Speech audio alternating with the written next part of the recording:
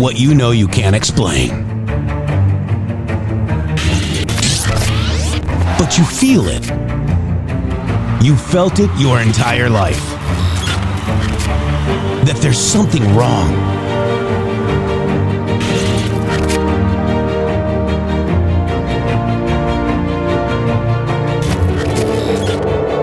You don't know what it is, but it's there.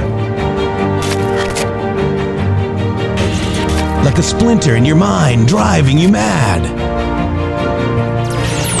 Experience the awakening.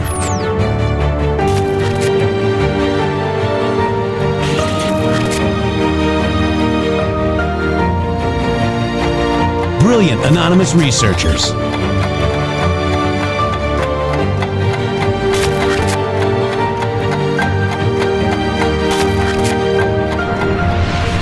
Patriots, join us in the Patriot Army. Trust the plan, pain coming. Boom, boom, boom. Let's go. RedStateTalkRadio.com, Brighteon.tv, Rumble.com/MG Show.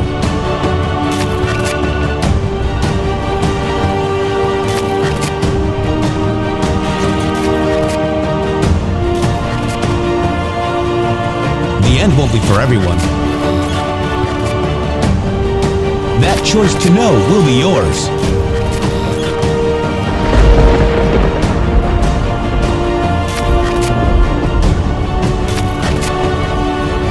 Where we go one, we go all. Fight, fight, fight, and fight we will. We fight every day right here on the MG Show.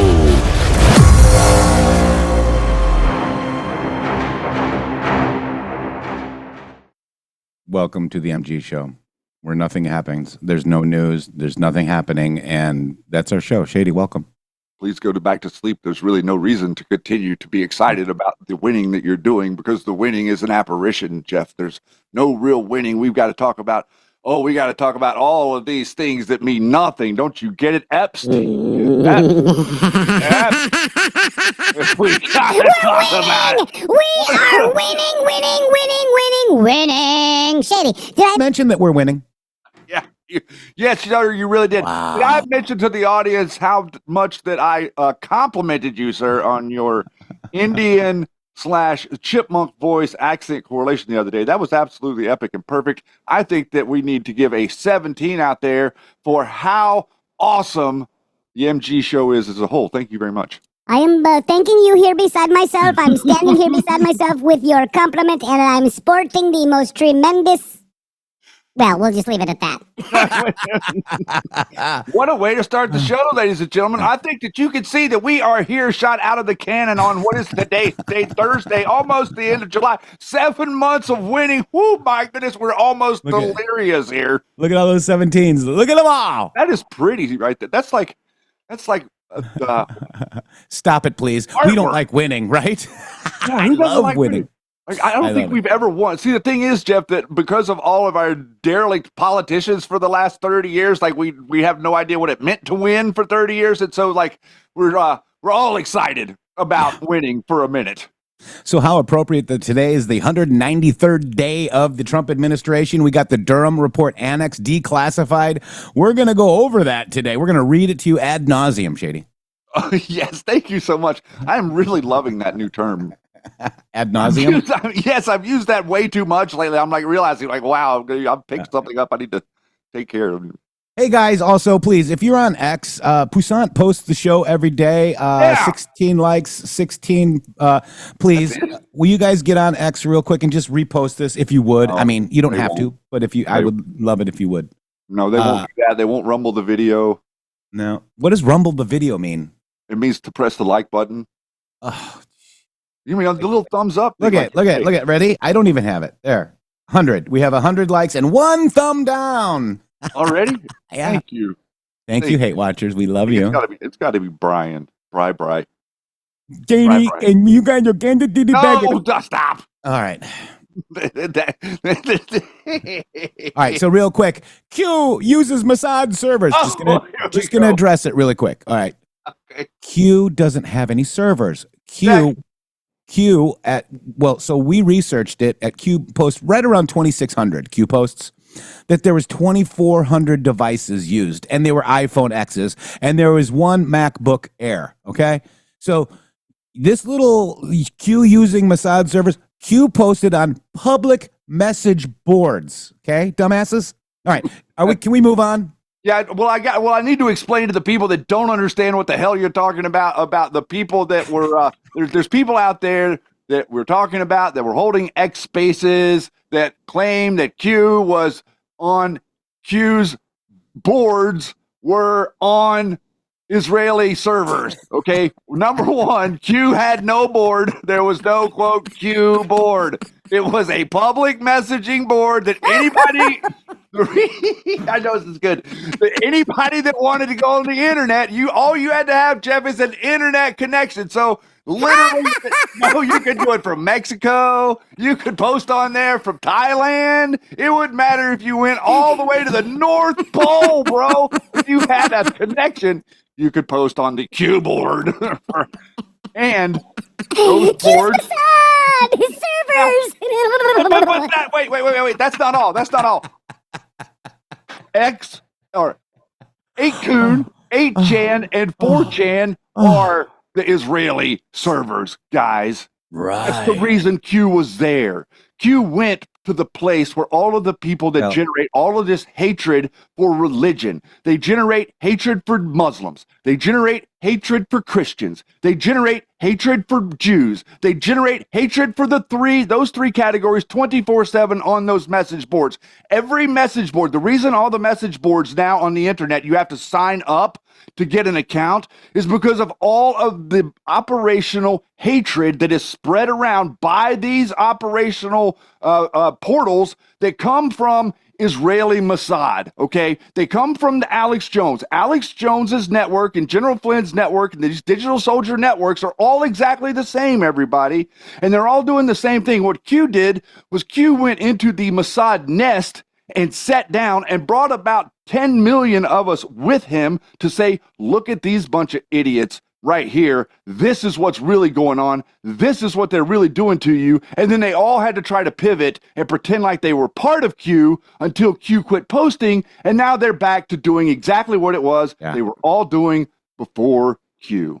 Yeah, and I just want to show you this. The end will not be for everyone. Eyes to God and his word. Not a Q board. It's a Mossad psyop, okay?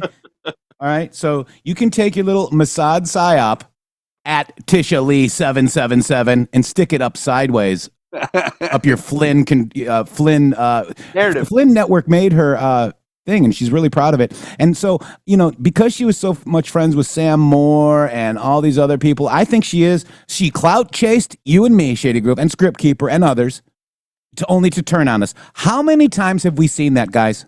Seriously, our listeners have seen it many more than that, Shady. Yeah. Many more than 500. I mean, going back 7 years. Many more. We had over 500 per persons in that one server. Right. I mean, God, these people. Just stop it, okay? Just stop it and leave me alone. Well, we need to explain it, and I think that it's good to explain it, and I think that we did an okay job explaining to you the dynamic, because it is confusing, and I'm going to say that the reason that people are that people like that are able to say things like that is because they're not really looking for the truth. Yeah. If you think that you've got a truth that's outside of whatever it is we're talking about, we're willing to hear it, but we understand the stuff that we understand because we followed along. None of these other people followed along, I expect them to not understand. That's right. So let me just see. So let's just see. So this is the message right here. Wait, let me read it correctly. Trust the plan, because she's got kind of a weird voice. Trust the plan. You won't answer the servers. Just stop. So. I answered the servers, clown. Okay? All right, we're done. Thank you. We be done now? I love it. All right. You want to start again? Okay, welcome to the MG Show, where we got so much going on. Wow, we got the Durham Classified Annex, stuff that really matters, stuff that we've been talking about for how many years, Shady Group? We just mentioned it, about 8 years, pushing 8 years now. We're getting ready to be coming around on the 8th-year anniversary of us doing the Q Lounge Live together, which is kind of crazy. It's our anniversary. I know. It's really spectacular time behind the scenes. I wish I could invite all of you guys to the party. It's just going to be you and me. I know. And Alani, maybe. Us is special. And Yeti. Yeti will be there. Oh, we are Busan, there, maybe. Yeti. How about now? And we might invite a couple of special people too. You never All right, know. let's do it. All right, so here we go. Chuck Grassley has released the declassified Durham Annex, guys. But wait, All I right? thought he was going to give Trump resistance. He was all like talking tough. I don't know why Donald Trump's coming down on me. And then all of a sudden, like, this is happening immediately. Imagine that. Imagine that. Feels, I guess. I don't know. Anyways, so this is what we've been talking about. You know, Durham is in the Q post many times. Durham was also nominated as the special counsel on the same day Q started posting. Yeah. But Mossad servers, Shady. We're always wrong. Okay. So let's get right to Chuck Grassley because it's amazing. These are the declassified documents from the Durham Annex. They are released, and then we'll go over some more. Check it out. Wow. Newly declassified documents have been made public. These are from the Durham report. How much additional light will be learned about the origins of the Trump-Russia investigation is something we are trying to find out. Republican Senator Chuck Grassley is here. He chairs the Senate Judiciary Committee. And Senator, thank you for your time today. Want to know what you learned? I just want our audience to know that apparently, based on my reading of it, these documents were stored in an annex. I don't know where that is or who oversees it. And they were being kept in burn bags, which I assume is material that's set to be incinerated. What's the truth? What's happening? What did you see in the documents? Well, you see, you're bringing attention to the burn bag to me for the first time, and I'll leave that up to the FBI to describe, but I think it's evidence of the great depth that the deep state will go to cover up weaponization that was going on in the FBI and the executive branch of government generally under the Obama administration. And I want to thank Kash Patel of the FBI and Pan Bondi, our Attorney General, for releasing these documents, because after 8 years, and it took us 3 years to get this information, but after 8 years, I think we need maximum transparency on all the schemes that were going on 10 years ago to either stop Trump from being elected or after he was elected to ruin his presidency. And that's what this Durham report is all about. And it gives information that Comey FBI had 10 years ago that they never followed up on. And it actually brings attention to the fact that there was either a Clinton conspiracy to make this happen, or a Russian disinformation. But either way, it was an attempt to stop Trump, and it also proves that the FBI had a hand in it. And now, after these 8 years, 3 years of my trying to get the document, we know that there was the Steele dossier paid for by the Democrats and the Clinton campaign, that it was all effort of total distraction, and to make it look like Russia was playing a very major role in helping Trump to be elected. And now we know none of that was true. And now with this Durham report annex out, it finally proves that the FBI was covering up. Wow. Okay, here is what we've got from a source with Fox Digital. Let me go ahead and read this statement. It just came in. Ultimately, the release of the classified annex will lend more credibility to the assertion that there was a coordinated plan inside the U.S. government to help the Clinton campaign stir up controversy connecting Trump to Russia. You essentially just said that, Senator. That's what I heard from your answer. Sir, is there a smoking gun in this? Well, I think the smoking gun kind of dovetails in with things that Tulsi Gabbard has put out in the recent 2 weeks, and things that we had with the Crossfire Hurricane Index that I released a couple weeks ago.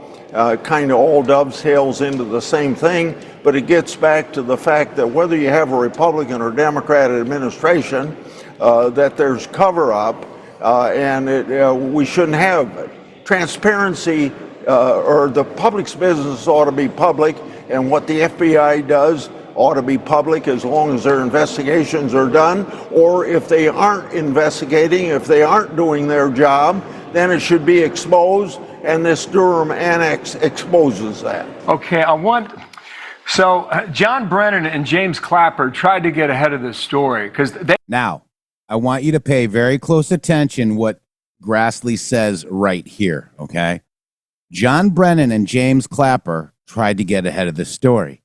Now think about other people that are trying to get ahead of the story, and let's listen to what James Clapper says, or excuse me, Chuck Grassley says. Oh my God, guys, check this out. They've got an op-ed already today in the New York Times. The headline reads, "Let's set the record straight on Russia in 2016." And underneath it says, "We find it deeply regrettable the administration continues to perpetuate the fictitious narrative that Russia did not interfere in the 2016 election." They say the focus should instead be on the fact that Russia routinely meddles in our national elections. What would you say to those two men today? I think that they have been in the news so often recently, and along with Comey, of trying to information out that they've been in the center of all this conspiracy, that they're trying to cover their hind end. That's all I can say about that. One last question. There's a headline now at foxnews.com that George. Did you hear that? Did you hear that? Brennan and Clapper and Comey are in front of every camera trying to get ahead of this story. Do we know anybody else that is trying to do that? I'll give you 3 stars in general if you can figure it out. Let's see your answers in chat, and we're going to continue. Soros has a connection in these documents. Do you know of that? Is that true? No, I don't, but I can find that out for you, and I'll be glad to get back to you with an answer on that. Okay. Senator, thank you. We will see very soon what you have found. Thank you. Chuck Goodbye. Grassley, thank you for your time. Wow. Man, so this is very interesting. Number one, there was a lot about the Durham report in Q. Lots and lots and lots of information about the Durham report. Let's see what the people are answering, Yeti. Go ahead. Information that Q was putting out that was not in the public conversation yet. This is what was very interesting about what Q was doing, because Q was directing our attention as patriots to what it was that was currently being skipped over by people like that guy right there in the news, that even on Fox News, no right-wing news, these people aren't covering it because they're not looking in the right places. And until people started talking about what was really going on, nobody would focus on it. This is interesting because, Jeff, you just mentioned who else is being loud. Yeah. That's Flynn. Flynn is on looking for every camera, just like a Clapper, just like a Comey. He hopes that the Comey and the Clapper and the Brennans of the world protect him. Okay? Flynn needs protection from them. If they out him, that they put him up to this and he went along willingly, he is FUBAR immediately, no matter what. Kash Patel, Jeff, was in Australia and New Zealand this week. I don't know that however many people, doesn't seem like very many people are talking about this. What were the two Five Eyes? Oh, who are we talking about connecting to everything that has happened to us over the last 7 years? Whenever we're talking about the group of digital soldiers that General Flynn wields, these are largely based outside of America. A huge number of these people that hate on this show and attack this show and say we're somehow not allowed to broadcast come from these places that were in Canada, in Australia, in New Zealand, in Europe, all of these different positions that they are outside of the country acting like they know better than us about how to maintain American politics. Yeah, pretty crazy. All right, so let's kind of just break this down a little bit. Here's a little bit of a thread. We'll kind of look at this real quick. Let me just make it bigger. There we go. So, Senator Chuck Grassley released the declassified Durham Annex, revealing the Clinton campaign's 2016 plot to falsely link Trump to Russia. Who was in Russia, though, guys? Isn't that weird?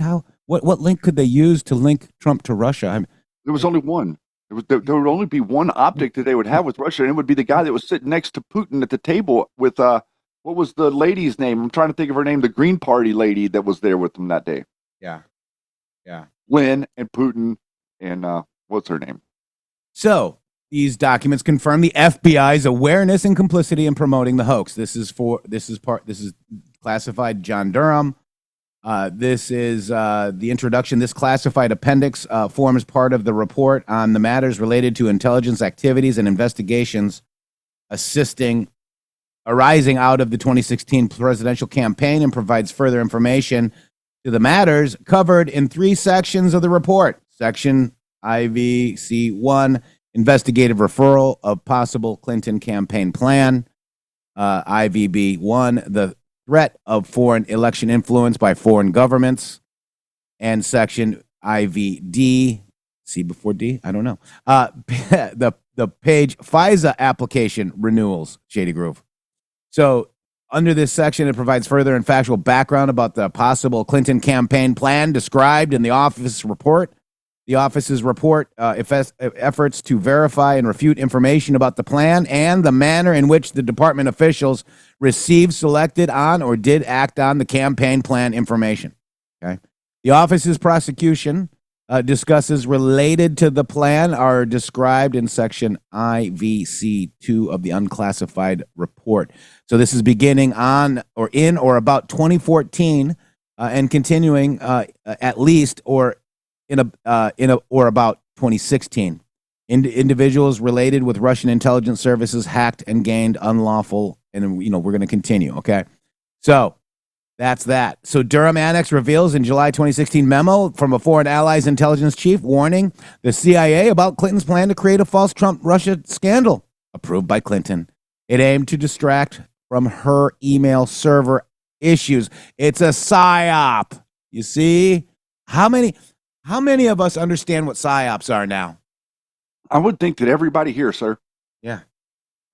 Everybody here understands that a psyop and a distraction are the same thing. Taking people and maneuvering their minds to things like devolution and JFK Jr. instead of the Federal Reserve and the globalist bloodline control of the country. Yeah. All right, so here we go. Brennan briefed Obama, okay, and the Comey in 2016, noting Clinton's aim to vilify Trump with false, I repeat, false Russia claims. Yet the FBI's Crossfire Hurricane probe ignored this and pursued the Steele dossier falsehoods. Okay. The annex details about how FBI's Peter Strzok, who deleted all of his tweets the other day, and others knew the Steele dossier was unverified but promoted it. Clinton's campaign via Fusion GPS fed this misinformation to the media and FBI to smear Trump. Wow. I didn't know he deleted his tweets. He's had us blocked for a minute. Like, when did he blocked us? Like right around Twitter 1.0. Yeah, it was like right around, not long before we were taken. Like, I was taken off Twitter and then you were taken off later, but we were both blocked pretty much that summer, I think. Yeah. But let's look at this, guys. Okay. Spy op. I'm sure Fusion GPS isn't in here. Yeah, it is. Oh, there it is. And they released it to the media. Oh my God. Tell me it isn't true. You mean Q was right again, Shady? Yeah, you mean that that FISA opened up on Flynn started this whole thing? You mean we knew about this on 8/9/2018? Yes, we did. Wow. Thank you for the D class, huh? Mm-hmm.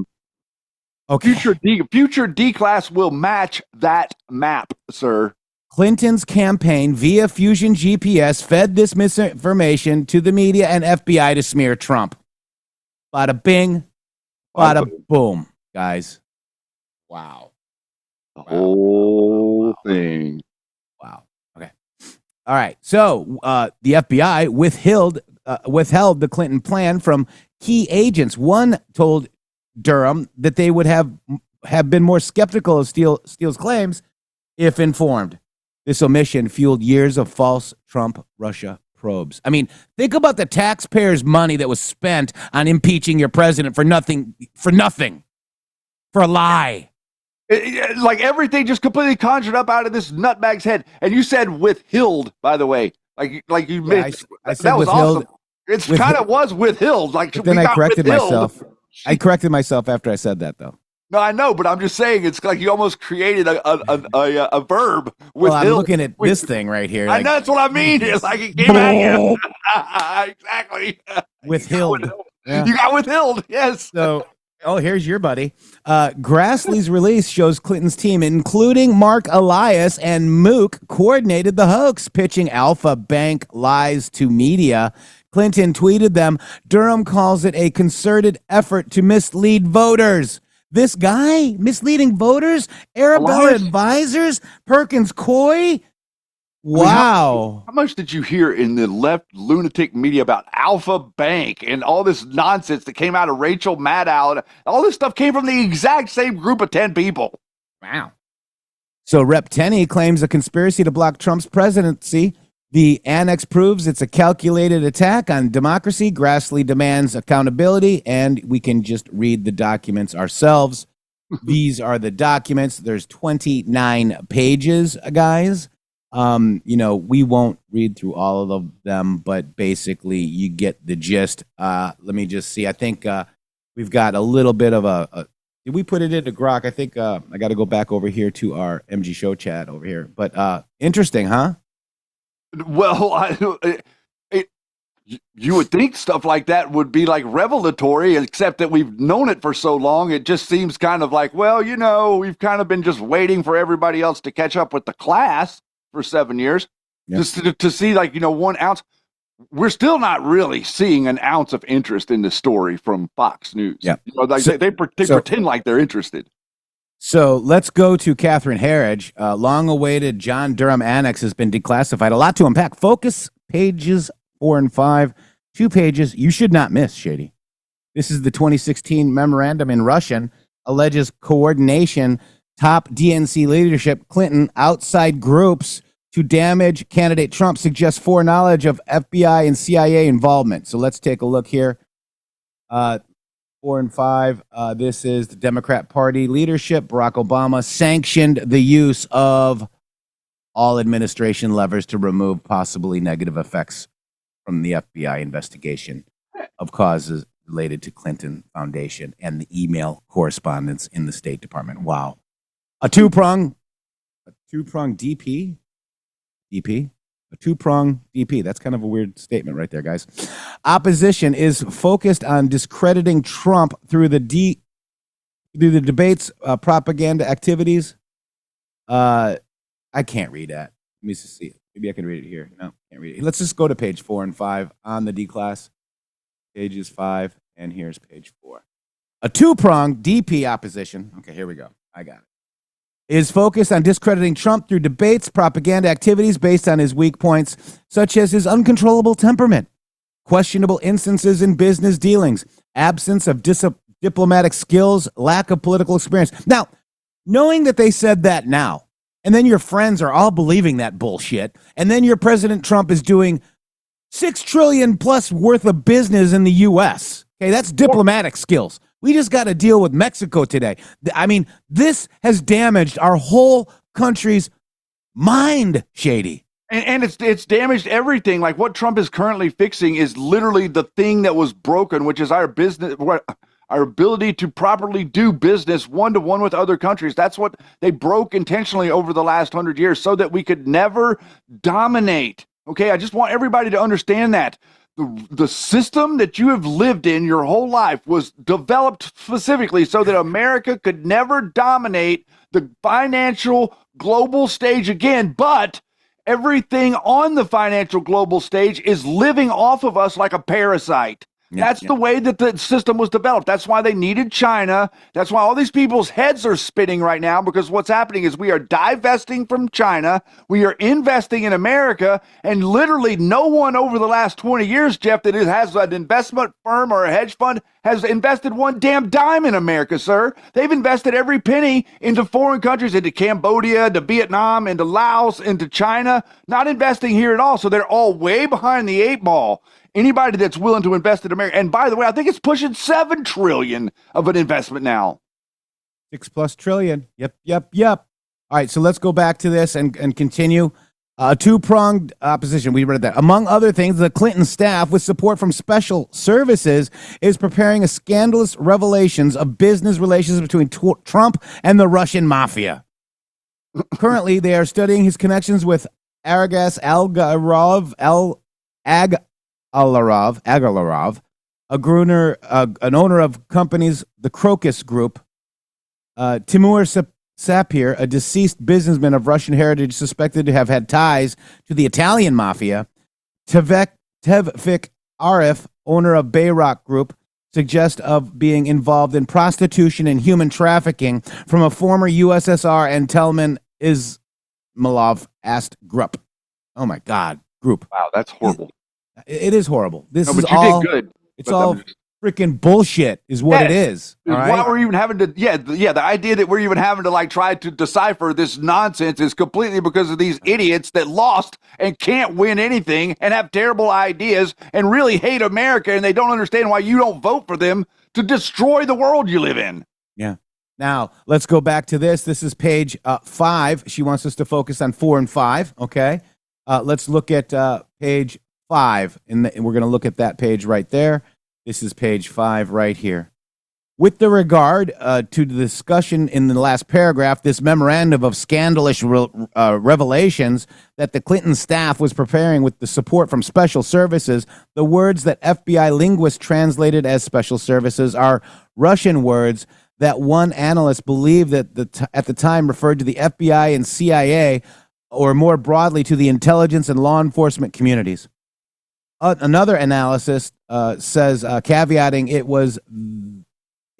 was speculation, and said that perhaps the phrase special services in this context could refer to Trump dossier author Christopher Steele, who, according to the media reports and Steele's own testimony in UK legal proceedings, formerly worked as an intelligence professional for the British government. In addition, the office has determined at the time of this memorandum, Glenn Simpson's firm, Fusion GPS, was in fact preparing open source opposition research regarding Trump's purported ties to Russian oligarchs.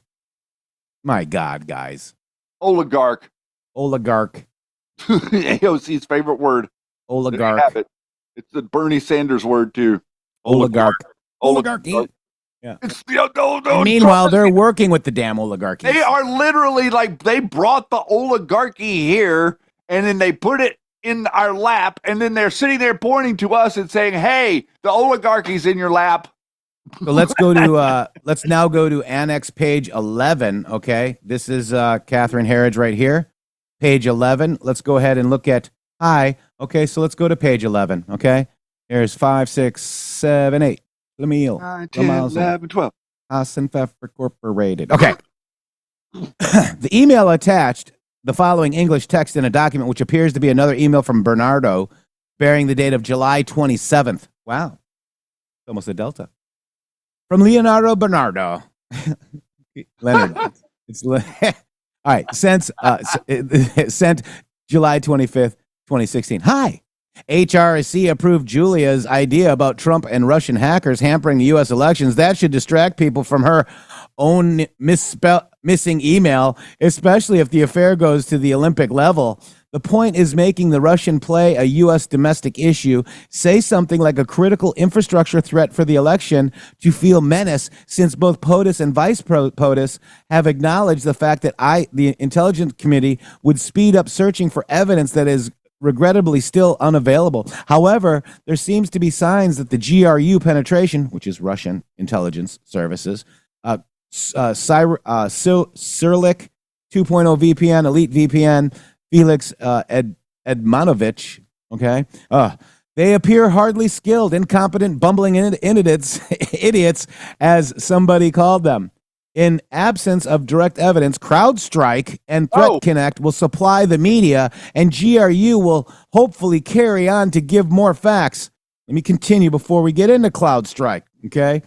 This is the authenticity of the Bernardo emails. The office interviewed the numerous FBI personnel who were involved in Crossfire Hurricane or related intelligence efforts to determine whether they should shed light on a political reliability or unreliability of the information about the possible Clinton campaign plan. Certain analysis of the officers of whom interviewed, who were all well-versed in sensitive intelligence collection, stated that their best assessment was Bernardo's emails were likely authentic. Multiple analysts noted that the Russians had, in fact, hacked Bernardo's emails. Some analysts also noted that it was possible, however, blah, blah, blah, blah, blah. Russians might have fabricated or altered the U.S. emails. Okay, guys, I'm sure that CrowdStrike isn't. Oh, CrowdStrike, Fusion GPS, Shell 2, CrowdStrike, John McCain, Perkins Coie, remember? Sussman, Michael Sussman. Okay. That was a Durham guy, and the guy got let scot-free, okay? Perkins Coie, and that's also where Mark Elias worked, to Fusion GPS, okay? CrowdStrike. Wow. So, real quick, Jeff, I have the, I'm going to present maybe just a little bit out of this thread about CrowdStrike while we're just talking about it, and maybe show you guys a little bit more like this. I want you to pay attention to the dates on this stuff too. This thread that was put together was in 2019, December 3rd of 2019. We're talking about CrowdStrike. We're talking about this corruption right here. This is the way that the information was being. Are you saying Anons had it all, Shady? We had it all years ago. And we even made perfect little graphics, sir, so that whenever we go to talking to you about it again in the future, you can actually understand what the hell we're talking about here. To understand 3 CIA, NSA, and FBI intelligence agencies, not 17, relied on the claim that of the IT service CrowdStrike. CrowdStrike is an IT service. Remember what the IT service people were doing with A1? Remember how the A1 brothers and the IT services are connected to Khashoggi and the blackmail networks that are connected to America's future and other different characters that were throwing themselves under the bus, guys? This whole thing is so much bigger than anyone can even realize or recognize, for that matter. Only a U.S. president can open a counterintelligence investigation on a U.S. person, post number, and then class 1 through 44. Here it is, exactly what Jeff is showing you. We have all of this information ad nauseum for years now. CrowdStrike provides the first true software as a service-based next-generation platform, announcing the company has completed. Slow down. Go ahead and slow down, because this is good, Shady. Go back to that post up there. Above me? Yeah. Yep. No. Oh. Yeah, there. I mean, go back to that. What post number is that? We are on here. This is post number 436, 1 of 22. Yeah, I mean, we can slow down, because look, we've got this off. What number is it? 436, and it's it's a weird graphic right here. I can't really. Yeah, so 1 of 22. DNC breach dossier. DNC Seth Rich, WikiLeaks Hussein, the DNI director, the clown director, CIA director. Okay, that's Brennan and Clapper, guys. Yes. Class 1 through 12. Google, CloudStrike, DNC, Seth Rich, MS-13, 2, 187. So Seth Rich was killed by MS-13, guys. Correct. Okay. And then the MS-13. Debbie Wasserman Schultz, direct. Debbie Wasserman Schultz, FBI DOJ assist, insurance, Hussein, Hillary Rodham Clinton, Loretta Lynch, James Comey, Andy McCabe, Peter Strzok, support, Chuck Schumer, Nancy Pelosi, Adam Schiff, class 1 through, right? Am I getting this? Yep. So far you're hitting it. Yep. Yeah. Class 1, class 2, class 3, class 4. British Intel, Steele. Hillary Camp paid for it. DNC paid for it. We had this post is from 12/22/2017. FFS, guys. Yes. FFS means for F's sake. Okay. Yes. It's crazy. Podesta, Holder Relay Spec Russia, class 1 through 9. U.S. Senator, no name, John McCain. James Clapper, or James Comey, Loretta Lynch. Hussein, FISA 2. Press Daily Briefing, Presidential Daily Briefing, guys. That's where they inserted it. Public narrative, stage set for future prevent removal op. Ramifications, U.S. Intel legal spy on president candidate, president-elect, Republican Congress, Republican senators, news-friendly, etc. Q. Wow, Shady. So that's 2017. Yes. So it's like we're talking about this stuff and people are acting like, oh, this has no relevance. How can this possibly not be, Shady? How can it possibly be irrelevant, guys, whenever you're talking about the whole IT operation that was going on, connected directly to CrowdStrike, connected directly to this this whole document, Steele dossier, the way that it was created, the way that it was laundered, the way that it was paid for, and then the way they covered up the way that it was paid for and the way that it was laundered, because they're the ones investigating how they set it up in real time. There was no way that we could possibly suspect that any of these people were going to do anything. And this is a big reason why devolution is trash. It's BS. Trump was not in charge. Trump had to get away so that you could see, so that he could come back with a bunch of new people that had no connection to any of the stuff that's connected to what we're showing you here, because they were undermining him at every turn to try to prevent him from figuring out what was going on. I think TN Pez is setting me up for a question, but I love the question, my friend. TN Pez says, what I'd really like to know is, how did Q know all this beforehand? Well, who just posted yesterday a Q plus meme? Trump. Twice. Yes. It talks about timestamps. Yes, sir. This is the answer to your question is Q understood we understood this. Q posted this because we knew what was really going on, because Donald Trump is the executive. He is the person, he has all of the information. So he is privy to the information that shows him that all this stuff is going on. But if he comes out into public and starts to say these things directly in the way that they actually happened, they act like he's a nut. So he needs us to say it. That's the reason they gave us the information, was so that we would generate the pressure on them to cause the revelations that we're having here today. And I'd like to say that you're saying military intelligence, methinks, maybe, right? Q said that there's 3 non-military out of less than 10. I don't know, but do you trust your military intelligence? Do you trust Milley? Do you trust 3-star? No. Do you think this is because this happened to President Donald J. Trump? That's why Q knows it. Because Donald J. Trump is Q plus. I hate to tell you guys. I know. This is a Donald Trump information warfare machine. Q literally is a psyop against them. Okay? Right. That's why Hillary put me on a list in 2019. Okay? I mean, and I'm still here, Hillary. And you never got me off X or Twitter at that time. This is real stuff, guys. I hate you're a Q-tard. Prove it.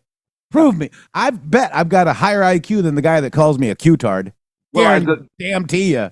Well, I bet that we got higher IQ than the guy over there that acts like, that he's, Keith Kellogg is leading Donald Trump astray. The Alex Jones people, the reason for Q was because Q needed to isolate and separate real people, which I consider myself a real person, and I do not pay attention to that numbnut. And Jeff didn't pay attention to him either whenever I met him, which was another very unusual thing. You do not meet very many people that have already navigated the Alex Jones psyop. Most people are like head over heels for the guy. And so this is part of what Q's target was. And now we're showing you that Roger Stone, Alex Jones, General Flynn, Steve Bannon, Cambridge Analytica, all of these different things, FISA, the connection to Vladimir Putin, Comey just sending a couple guys down. Every single lick of that is connected to the same operation, including and not excluding the January 6th debacle, where they were actually able to engineer the optic in the media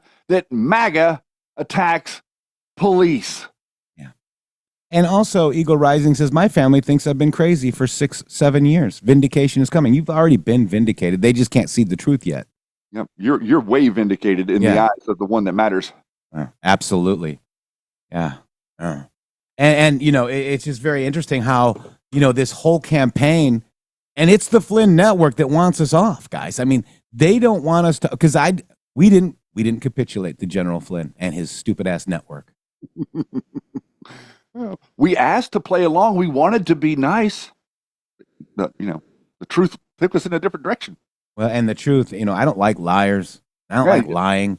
And why was he fired from President Trump's cabinet? For what? Well, you make a good point, because lying. What I see is that I see a bunch of people that are trying to support their side because it's their side. I didn't come to this conversation for that. I'm not supporting my side because it's my side and ignore all of their corruption, guys. Jeff, whenever Truth, the channel that I started on YouTube was called Truth for Freedom.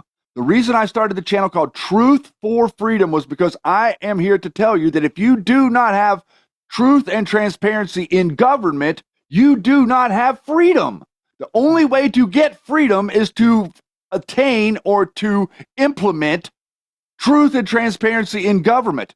The reason that I decided to broadcast is because I believe Donald Trump was doing that. And I still, to this day, 8 years later, however many, good Lord, years later, I believe Trump is doing that, guys. I believe with my heart that that is exactly what Trump is doing. He is trying to put America in the center stage for the next 200 years of history to where nobody can touch us. And it looks like he's doing a pretty good job so far. Yeah, I'm supporting him so far. And I'm supporting Pam Bondi. Me too. Believe it or not, I'm Kash Patel is in there as well. And believe it or not, I'm actually supporting Dan Bongino. Me too. I just said it on the air, and it's true. I am supporting him. What happened was that all of the numbnuts went after him, Jeff, and whenever all the numbnuts went after him, I'm like, I like this guy. It's almost like when Bush says no new taxes, you know you're going to have new taxes, right? Yes, it's almost. So it's when they say we're Flynn Network and we don't like this person, it's almost like I might have to like that person. My God, you know, Earl Matthews is the man. You don't like Earl Matthews and you don't like Keith Kellogg, so maybe, just maybe, you don't like Pam Bondi. You call her Scam Blondie, so no new taxes. I'm in, baby. I love her. I love Earl Matthews. I love Pam Bondi, and I love Dan Bongino. What? We already had an affinity for Cash, but yes, now we have added Pam, we have added Dan, and just got paint your next target. Yeah. I love the fact that they're attacking Ratcliffe and acting like Ratcliffe is. I love Ratcliffe. I love Ratcliffe more now, and they don't they pretend like they pretend like Tulsi is doing something good, but they don't acknowledge that Tulsi wouldn't have what she has if Ratcliffe didn't give it to her. Wow. So this is the intended psyop. What I'm trying to show you is that they're just making things up. They don't really care about this stuff. They don't really think that Pam Bondi is doing a bad job. They don't really think that Ratcliffe is doing a bad job. They're generating clicks and causing FUD against MAGA. And I'm sure Fear, uncertainty, and doubt. And I'm sure Durham was never in the QMAT. Yeah, 34 times, Shady Grove. And it's probably more than that, but it's written that many times. Right. Durham and Rogers meeting. Why did Rogers retire? Skiff. Oh, I got actually a Q proof. Let me just look at the Shady. Did you see this last I saw night? That. I know where you're going. Yep. With Paul Sperry and releasing that they had a task force of some sort. How did they call it? Let me get it because this is freaking huge. That was interesting. I saw that later. I saw that right when I got home yesterday. I was like, oh, wow. How is that going to connect? Oh, wait. And by the way, just to help you with your victory lap, let's hear this lady cheering you on. Here we go. Good morning and fuck you, MAGA. She seems fuck you. upset. I hate you all. I fucking hate you guys. You are the biggest embarrassment in this fucking country. Other countries are laughing at us, except for the ones who are dying because of us. Because of you. She needs vodka. I think she's had too much vodka, sir. I fucking hate MAGA. She hates us. Why? Because your side lied and cheated and stole. Make mental health great again, lady. All right? Enough of these people. I have had enough of these people on Facebook. I've had enough of these people everywhere. They are wrong, and they don't even know it, Shady. It's crazy, the mind control. You're wrong, dude. There's been like 4 countries have died today. Like it was like they're stacking up like COVID bodies, man. Every day there's another country that's dying because of you. I mean, think about that's literally what she said. She said that countries are dying because of MAGA, when in all reality, what we're actually doing is we're giving countries the opportunity to like buy American. And we can sell American into those countries like we've never been able to before. How is so is she essentially saying that because they could buy our stuff that we're killing them? I mean, think about the logical fallacy that it would take to get you personally to a conclusion like that. Like you're sitting on your porch and you film yourself put it on TV. How dry I am. You're like your Nancy Pelosi impression. I hate MAGA. All right, so this could be a pesky Q-proof developing. Let's look at Paul Sperry. He says, just found out that Obama's top spook, John Brennan's Crossfire Hurricane Fusion Cell, also known as the Task Force, was comprised of a total of 15 members. Who were these 15 suspects, witnesses in the Russiagate conspiracy of corruption? Well, it leads us to this post right here. Okay.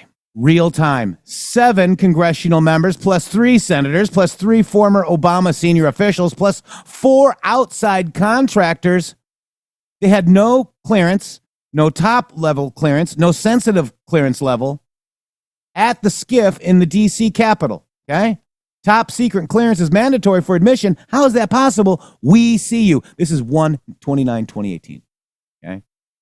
All right. So let's go to look at what kind of, let's look at TAC Corporation, Shady Grove. It comes up. DQ, actually, thank you. Hat tip to you. 5 contractors work with Brennan. So the Analysis Corporation, have we ever heard of that, Yes. Shady? Yes. Have we ever heard of Booz Hamilton? Yes. No. Oh, Yes. there's your Palantir, Shady Grove. Okay. Oh, that old Palantir. There's SAIC. I did their phones. And Palantir Stratfor, was Shady. Have you ever heard of Stratfor? We tried to tell them about Stratfor, Jeff, but they just really liked their Alex Jones. Wow. You guys Wow. understand? And by the way, they're a different company name now, and they're not Stratfor now, but they're built on Stratfor. All right. So then Hussein timeline, cross against POTUS schedule, cross against White House visitor logs, 11/22 to 1/18/17. This will become very relevant soon. The Analysis Corporation. Happy hunting, Shady. I'm sure that this is not the reason Q was connecting us to this. And look at cross. Oh, wait. Crossfire. Cross. 2 crosses. Crossfire Hurricane, Crossfire Razor. Yeah. Hussein timeline. And the post, by the way, with That's the day that he left the White House, Shady. Yep. Mm-hmm. Wow. Okay. So do we know what Crossfire Razor is? Yeah, that's General Flynn. Hey, pal. Yeah. General Flynn is Crossfire Razor. It's in Q posts. And I'm sure Fusion But GPS people don't read Q posts. At least they don't decode them correctly. Because, first, it's good to take a good shot at what Q meant at that time, Shady Grove, because there was news that could relate to some proofs. But right now, the proofs are literally future proofs past, okay? We're literally 5 years into the future, 6 and 7 years into the future, and these Q posts are proving true today. It's so amazing, Shady. Because the thing is that what the Q post, the reason that it's so mind-numbing is because what the Q post said is effectively reporting that happened 7 years ago. That, Q was acting as a news outlet in the regard of putting information out to attack the narrative, and the narrative stood on the ground of the narrative and would not let new information enter into the bloodstream of society because the new information was damning to the narrative. Future proves past, meaning that the only thing you have to do to create a future proves past scenario is to leak the truth and then force the truth out in the future. Yeah. Very, very simple. I like you, Shady, because the fat bastard helper made the entire story up. We've always know this because I can't type correctly when I'm drunk at midnight, Shady Groove. The crooked cops inside the FBI and those in the White House and at the CIA went along.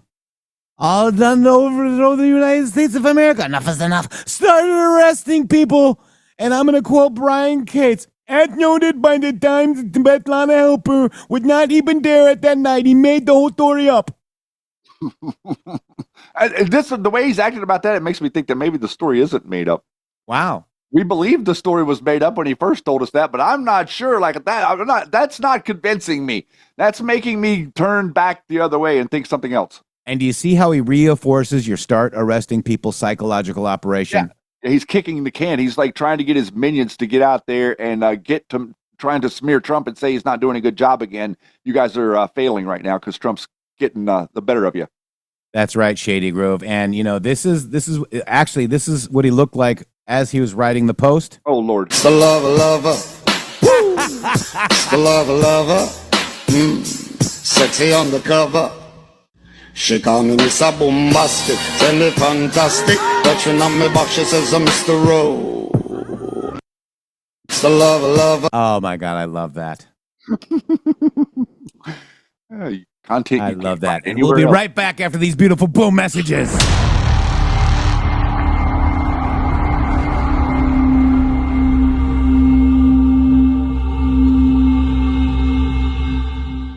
Hello to all of you beautiful patriots out there. First of all, let me just thank you all for supporting this show. We wouldn't be here without you. But I have a huge announcement regarding donations. It has come to our attention that using the Rumble app is taking an additional 30% of your donation to the show. Let me explain. According to our TOS, Rumble takes 20% of all donations made through the web browser. And that's a 20%. It's a good deal if you consider other platforms like YouTube and But such. there is a hidden cost that we just found out. For example, we received the generous $500 donation from Spill Tea, and thank you so much for that, from the Rumble app on Apple. So Rumble took 20%, and Apple took an additional 30%. We brought that to Rumble, and they said, well, Rumble's take of tips and donations is 20%. That's if the transaction is done through the web browser. If using the Android or iOS app, it's an additional 30% collected by those platforms. So please use the web browser to make your donations to the show and avoid the hidden fees by Apple and Android. That's right. You can also support us at GiveSendGo/HelpMGShow, mg.show/donate. We have PayPal and Cash App. Both are at RealMGShow or $RealMGShow. Please help us out. We appreciate it. Thank you. Thank you.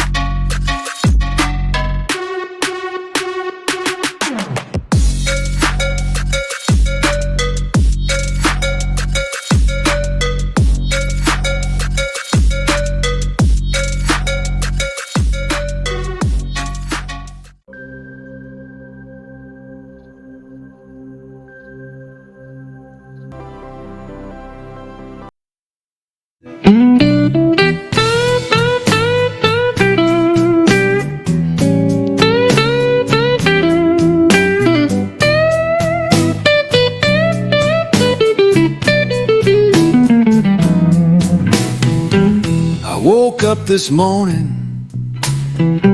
clouds hanging tight, stumbling through the dark till I find the light. MG music humming low and tight. I'm always wrong till I'm right.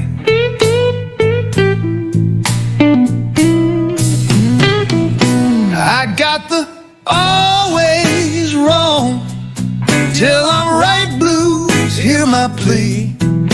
Mistakes keep piling, weighing down on me. MG music plays through the fight. I'm always wrong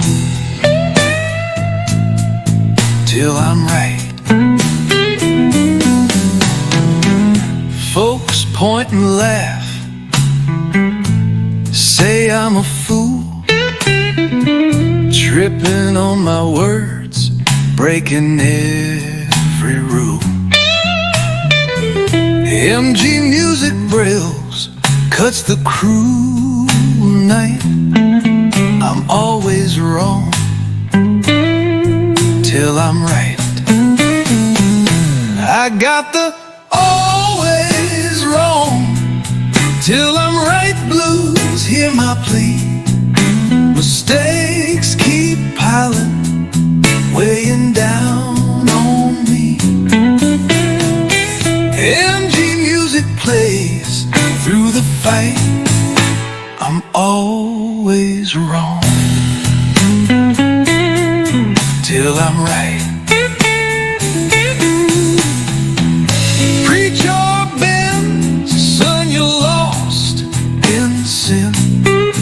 I said, Reverend, I'll lose till I win. MG music roars, my soul takes flight. I'm always wrong till I'm right. preacher man said, son, you're lost in sin. I said, Reverend, I'll lose till I win. MG music roars, my soul takes flight. I'm always wrong till I'm right.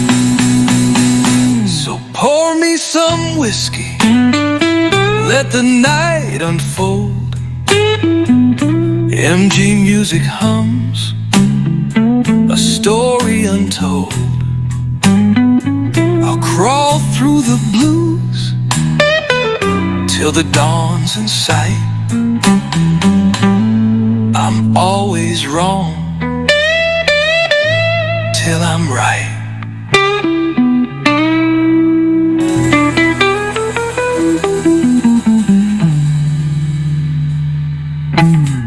Boom! Shakalaka. I love that song.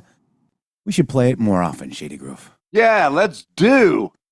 Making an play it. anthem for the MG show. It's not our fault. Kind of starting to be that anthem to the MG show, isn't it, Shady? Well, I mean, we can't help it. We did the best that we could to be right, and then we were right. And so what are we supposed to do? You want us to try to be wrong? No. Okay. Negative. All right. Well, we're going to continue to be right then. I want to thank the 39 people that reposted the show right here on X. Thank you so much. We got 10 comments. If you haven't already reposted it, we'd like to get people over to this platform as well, which is rumble.com/MG show. Hello, Facebook. Thank you very much for joining us. We are waiting for Press Secretary Karoline Leavitt. She's going to brief the members of the media. Should be a doozy with the D-class of their freaking lies. Now, I also want to just make a point, Shady Groove, that this show has spent, hours talking about the Russia collusion and how there is none, and how we've known that it's Fusion GPS, it's CrowdStrike, it's Perkins Coy, it's Michael Sussman, it's the Five Eyes group. We've known all this for years, guys. And they want to take our PayPal, they want to take our Patreon, they want to take everything from us. They did. They did. They took our YouTube. But CBS, ABC, and NBC News spent 2,300 minutes on Trump Russia in 2016 and 2017. Today, fast forward to today, 2025, the same three freaking fake news networks have spent under 30 minutes discussing Obama and Russia. ABC, CBS, and NBC, fake freaking news, bro. Man, no, we don't have a Marxist communist group that has infiltrated our government and the highest levels of the media that will cover up for it in real time, the Manchurian candidate. I want you guys to understand that. Barack Obama was a Manchurian candidate. There wasn't one idea that ever came out of that dumb head of his. There ain't nothing between those ears, guys. I'm telling you, there ain't nothing in there. It's all implanted in his brain from other people for his whole life. He's not got an authentic thing about him, and all of these people worship at his feet like he's God. There's a reason for that, because they presented him to the world like he was God, and the reason that they were able to do that was because the media went along with the narrative that Barack Obama was a god, okay? And he was completely flawless, and he had never done anything, and there was no scandal.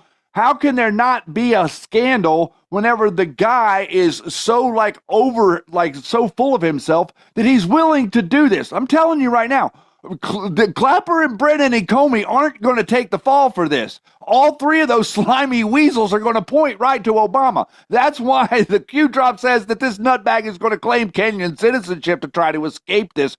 Literally what the Post says. I can't wait. And by the way, young men fail to name any masculine Dem leaders not named Obama. Obama's named as a masculine leader? Which one, Shady? Mike? Or Hussein? Well, I mean, come on. Like 6 ways I could have went there. So, the masculine Dem leaders, Michelle, right? Mike. Yes. And Barack, is that what it is, Shady? Yes.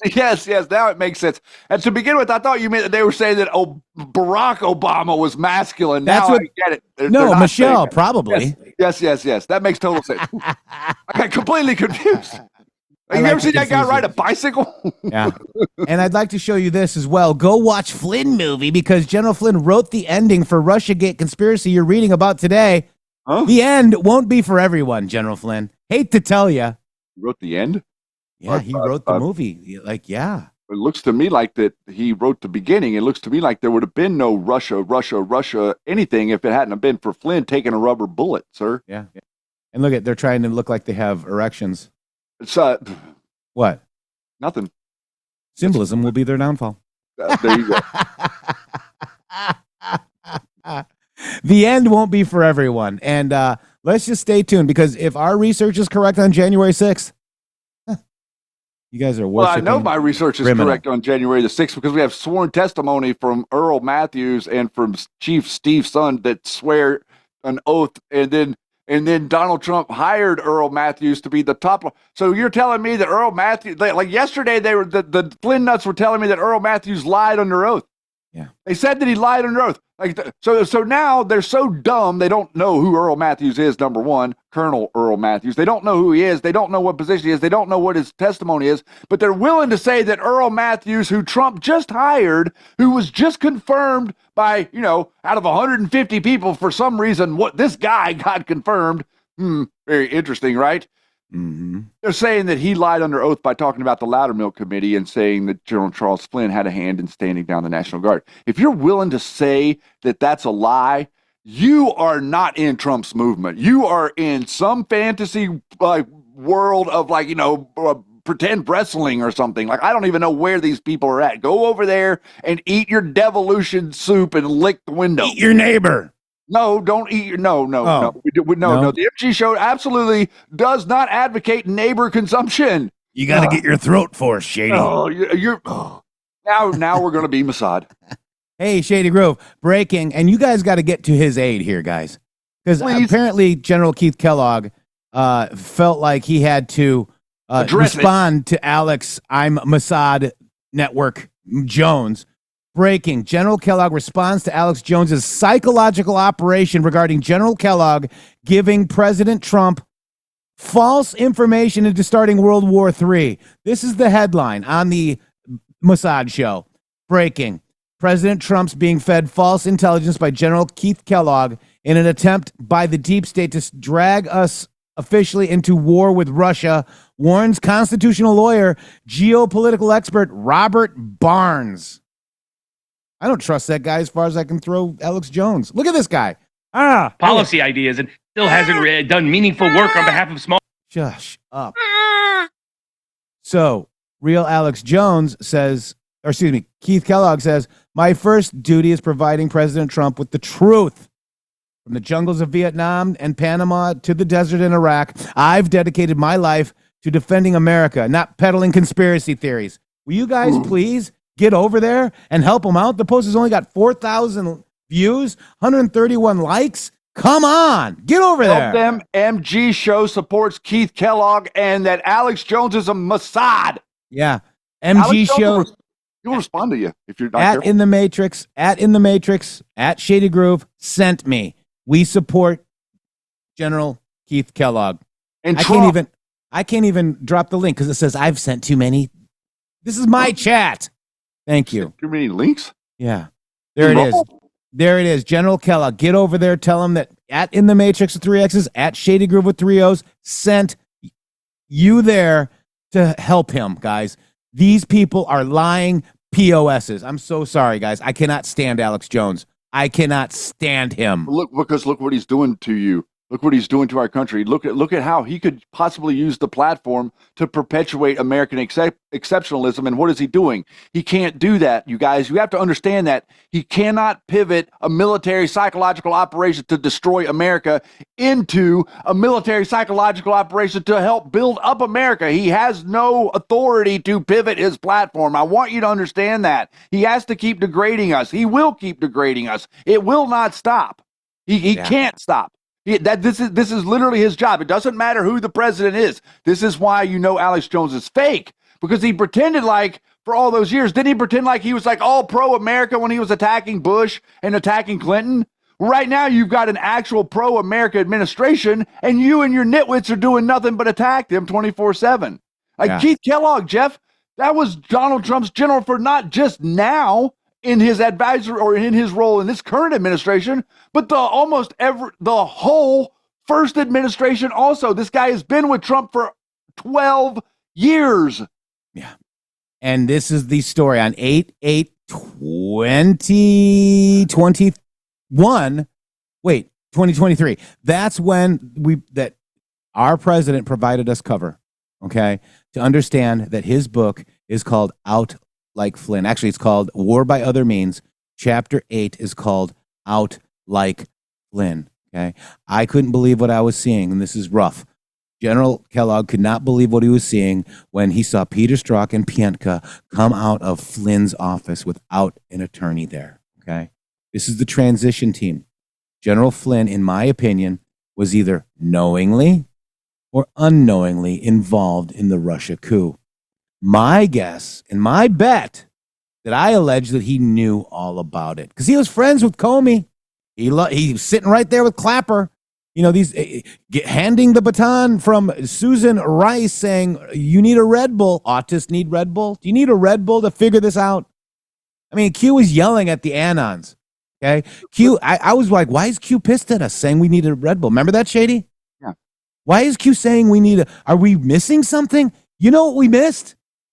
We missed Q wasn't supporting General Flynn. Q was outing General Flynn. And they perfectly tried to hide that. I'd also like to correlate the timeline here because you're seeing, like, if you're paying attention to what he's posting, he's attacking Susan Rice and acting like all these things was Susan Rice. Well, I want you to realize that these events that he's attacking her for go back to the 2017 era, 2016 era. But in 2020, Patrick Byrne, who is the guy that funds General Flynn, is out there saying that we need a coalition government that consists of General Flynn and Susan Rice. That was 4 years ago. So why were you willing to work with Susan Rice as a coalition government he was literally saying, throw Donald Trump out, throw Joe Biden out, and the world is going to accept a Susan Rice General Flynn ticket to move forward. Like, that's what the guy literally posited. He literally said that, and we've got video of it. We played and now it last you're week. sitting there saying that, Susan Rice did this and Susan Rice did that. Our theory that Flynn knew all along matches perfectly with what Q meant by rubber bullet. Yeah. That matches way better than the idea that General Flynn is going to take a rubber bullet and be the mark that gets his case exposed to the world so that everybody sees the deep state corruption. That didn't happen. So that can't be what the rubber bullet meant. So, Shady, let's just really quick. I want to go over this post because it's very important, okay? And I don't think people are understanding this, okay? They're talking about watching, Anna, he says, hope not. Might as well go sit in the CIA. Russia grounding our military planes in Syria, okay? Military aircraft crashing in the U.S. Coincidence? Okay. So who was in Russia just before Trump was elected? Do you think that there could have been military secrets sold? That Russia grounding our military planes in Syria and our military crashing in the U.S.? Autists need Red Bull? Susan Rice becomes a target of conservative attacks over Flynn unmasking. She said she should give him a case of Red Bull. Okay? Okay? She's rooting for General Flynn. Why? She's on his team. Guys? Yeah. She's pro General Flynn, and General Flynn is pretending like they're adversarial in the way he's posting at her. Why is she being nice like this? Watch this.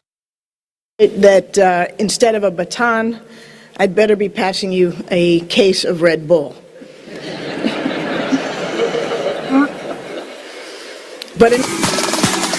Wow. So autists need Red Bull. Do you understand? And then the symbolic handshake. We've got the whole thing. You can watch the whole thing if you'd like. But on 3/16/17, former top Trump aide Flynn was paid over $30,000 by Russia TV. Did he sell Russia military tech to Russia, guys? Okay. He was selling something. He was back and forth like crazy. And then he's even, if you go through his timeline and you type in Russia to his timeline, he even brags about his Russia contacts. Yeah. I mean, he's trying to play both sides. He's trying to be the inside guy for all of the people up on Capitol Hill and act like, trying to keep their relationship, and then come out here on X and act like he's some sort of a revolutionary. Yeah. This is Michael Flynn had role in firm co-led by a man who tried to sell material. Could that be uranium? to the KGB. Michael Flynn's sentencing was delayed. Remember when the ex-Trump official, he said, the judge says, you sold your country out. Rubber bullet? Flynn's lawyers and prosecutors from special counsel Robert Mueller's office were preparing to argue in U.S. court for Flynn to receive no jail time at all, given his guilty plea and extensive cooperation. Should we be like happy that people, cooperates with Mueller? No.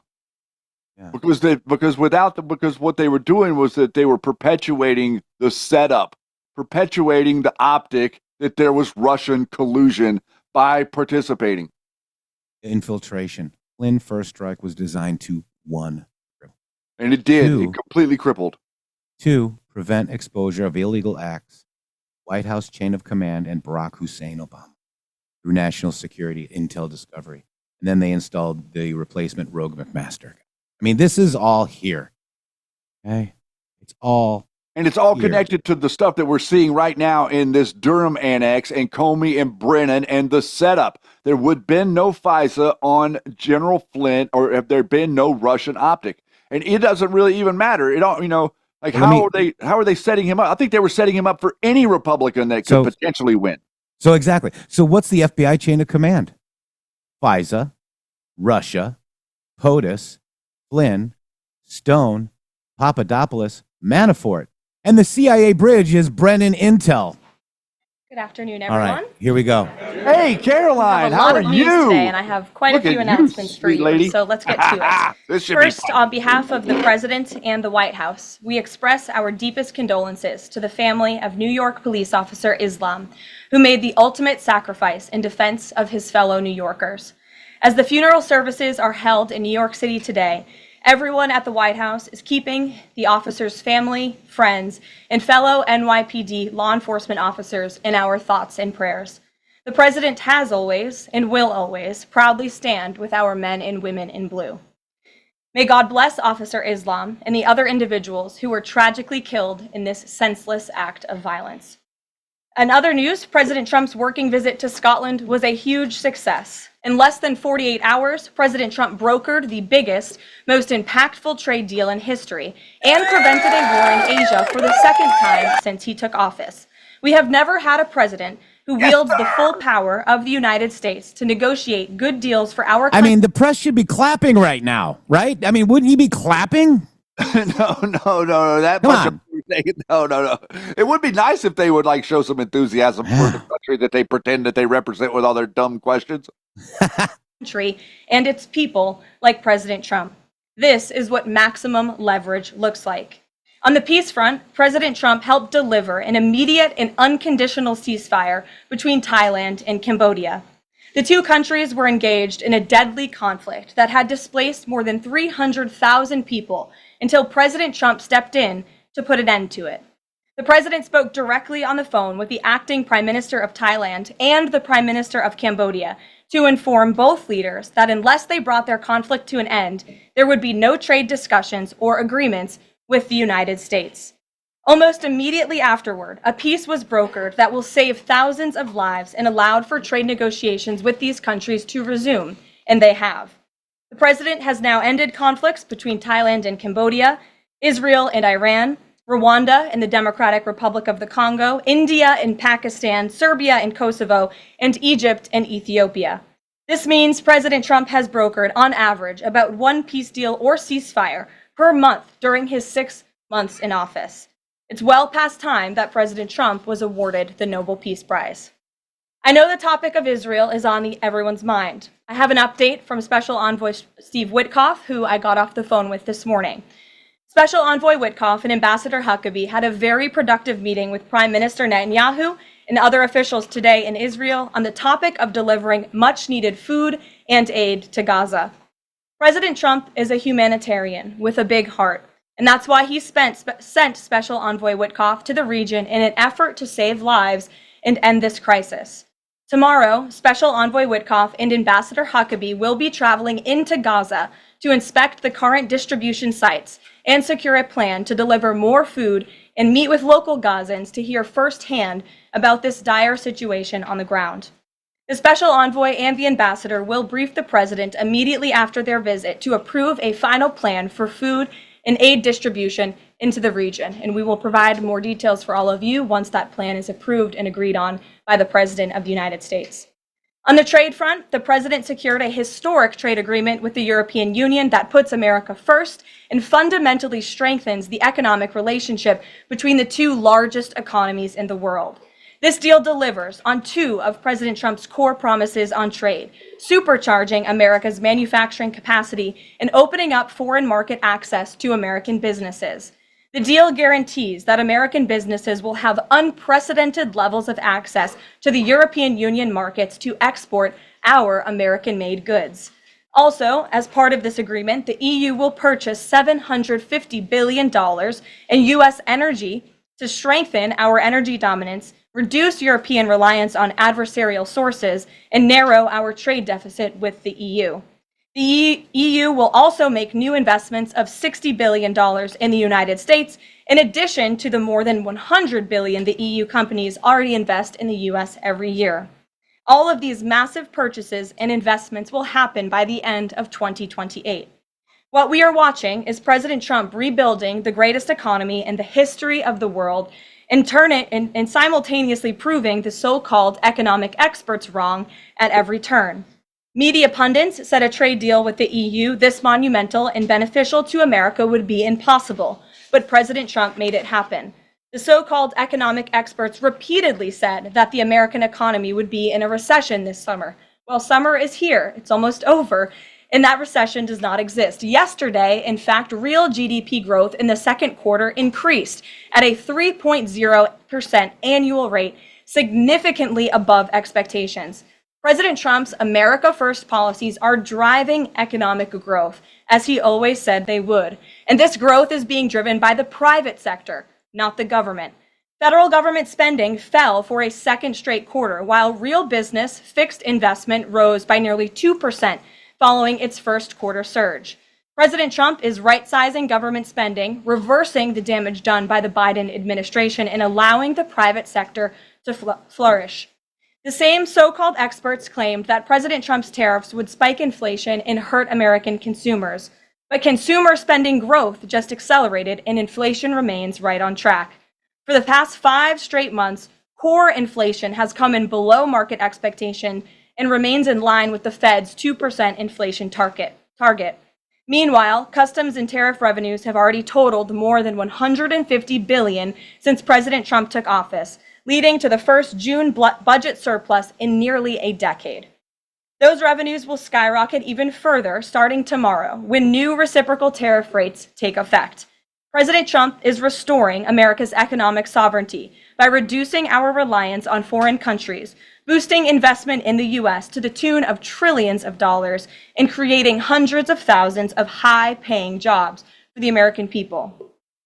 With America finally put first on trade and the largest middle-class tax cuts in history and other pro-growth provisions of the One Big Beautiful Bill beginning to take effect, the American economy will boom like never before over the course of the next 3.5 years, thanks to the president's vision. Finally, as you all know, the president signed an executive order earlier this year to solve the problem of exorbitant pharmaceutical pricing. According to recent data, the prices that Americans have been paying for brand name drugs are more than 3 times the price other similarly developed nations pay. The president is determined to solve this problem and took further action today. He has signed 17 letters to pharmaceutical companies' CEOs, and I would like to read you one of these letters to the CEO of Eli Lilly. All of these letters will be provided to you following this briefing. This is to the CEO of Eli Lilly from the President of the United States. On May 12, 2025, I signed an executive order delivering most favored nation prescription drug pricing to American patients to stop global freeloading and guarantee that Americans pay the same prices enjoyed by other developed nations. Right now, brand name drugs in the United States are up to 3 times higher on average than anywhere else for the identical medicines. This unacceptable burden on hardworking American families ends with my administration. Most proposals the Trump administration has received to resolve this critical issue promised more of the same, shifting blame and requesting policy changes that would result in billions of dollars in handouts to industry. Moving forward, the only thing I will accept from drug manufacturers is a commitment that provides American families immediate relief from the vastly inflated drug prices and an end to the free ride of American innovation by European and other developed nations. Accordingly, I'm calling on Eli Lilly and Company and every manufacturer doing business in our great country to take the following actions within the next 60 days. Extend the most favored nation pricing to Medicaid, guarantee most favored nation pricing for newly launched drugs, return increased revenues abroad to American patients and taxpayers, provide for direct purchasing at most favored nation pricing. The President's team, including Secretary Kennedy and Administrator Oz, stand ready to implement these terms. The President expects to further engage with them immediately in good faith to deliver relief for American families. Make no mistake, a collaborative effort towards achieving global pricing parity would be the most effective path for companies, the government, and American patients. But if you refuse to step up, we will deploy every tool in our arsenal to protect American families from continued abusive drug pricing practices. Americans are demanding lower drug prices, and they need them today. Other nations have been freeloading on U.S. innovation for far too long, and it is time they pay their fair share. I look forward to your binding commitments to each of these goals by September 29th, 2025, and my team stands ready to assist with implementation questions. Thank you for your immediate attention to this vital national priority. Signed, President Donald J. Trump. Again, to the CEO of Eli Lilly. This letter, in its form, has been designed for each of the 17 major drug and pharmaceutical companies in the United States, and we're happy to provide you the full list. 17? And I believe you will see all 17 letters popping on Truth Social very shortly, so you can look out for those, and I'm happy to take any further questions. Before we get to questions, I do have one other announcement from the White House and from the President. We are proud to announce that the construction of the new White House ballroom will begin.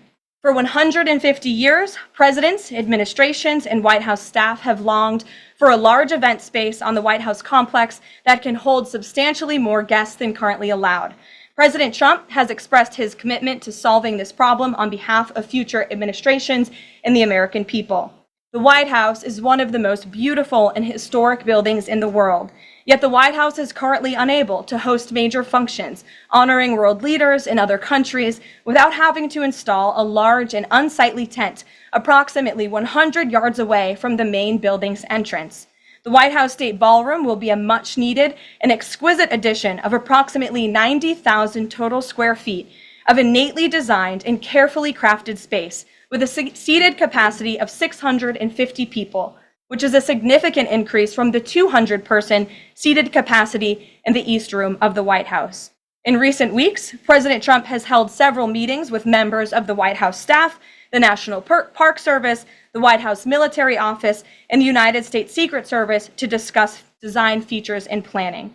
President Trump has chosen McCreary Architects as the lead architect, which is well known for their classical architectural design and based right here in our nation's capital. The construction team will be headed by Clark Construction, and the engineering team will be led by AECOM. The project will begin in September 2025, and it is expected to be completed long before the end of President Trump's term. President Trump and other donors have generously committed to donating the funds necessary to build this approximately $200 million structure. The United States Secret Service will provide the necessary security enhancements and modifications. The White House ballroom will be substantially separated from the main building of the White House, but at the same time, its theme and architectural heritage will be almost identical. The site of the new ballroom will be where the small, heavily changed and reconstructed East Wing currently sits. The East Wing was constructed in 1902 and has been renovated and changed many times, with a second story added in 1942. White House Chief of Staff Susie Wiles has provided the following statement. President Trump is a builder at heart and has an extraordinary eye for detail.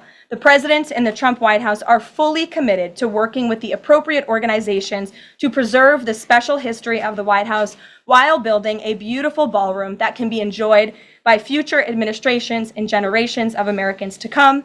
In the White House, we will continue to provide the American public and all of you in the press with updates on this project at whitehouse.gov/visit.